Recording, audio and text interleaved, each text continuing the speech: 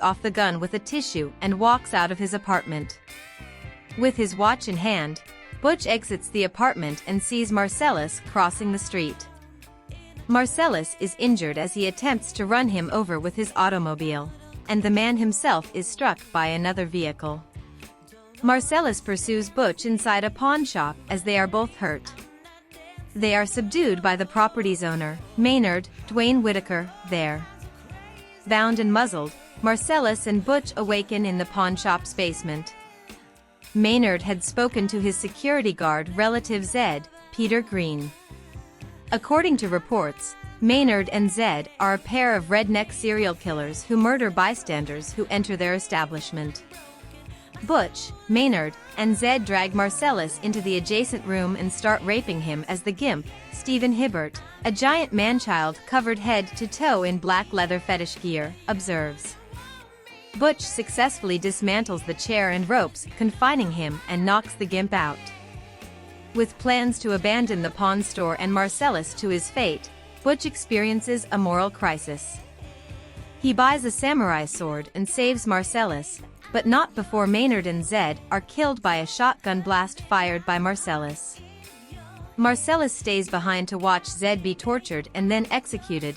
"I'ma get medieval on your ass," he warns him, but he makes a vow that he will forget Butch betrayed him in the ring as long as Butch never discloses what occurred and never comes back to Los Angeles. Butch concurs. Zed's chopper-style motorcycle, Grace, is used by Butch and Fabienne to depart the city in the closing scene. Story number 3, The Bonnie Situation. In a flashback from 3 days earlier, a gang member, Alexis Arquette, who Vincent and Jules were unaware of, emerges from the bathroom where he had reportedly been when Jules and Vincent entered and discharges a sizable pistol directly at them. Brett had been killed for stealing Marcellus' prized possession. All of the shots, however, miss Vincent and Jules and strike the wall behind them, causing them to retaliate and murder the gang member. Jules is positive that what happened was a result of divine intervention, but Vincent disagrees. Marvin, Phil Lamar, Marcellus' inside guy in the gang, is accompanying them as they leave. Jules keeps insisting in the car that what occurred in the flat was a miracle and that he is leaving Marcellus' group. Intentionally shooting Marvin in the head, Vincent reaches over the front seat to inquire about his belief in miracles. Blood and brain tissue are now all over the interior of the automobile. Jules drives to the home of his lone buddy in the valley, an old co-worker named Jimmy, after becoming enraged at Vincent's clumsiness, Quentin Tarantino. Before his wife Bonnie returns from her night work at a hospital, Jimmy grudgingly agrees to let them store the automobile in his garage, but demands that they dispose of the body within an hour of his agreement. Jules explains their situation to Marcellus over the phone when he answers.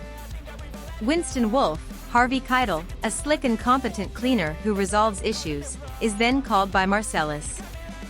Wolfe shows up at Jimmy's house and instructs Vincent and Jules on how to dispose of the car and body at a secret friend's junkyard called Monster Joe, whose daughter is Mr. Wolfe's girlfriend.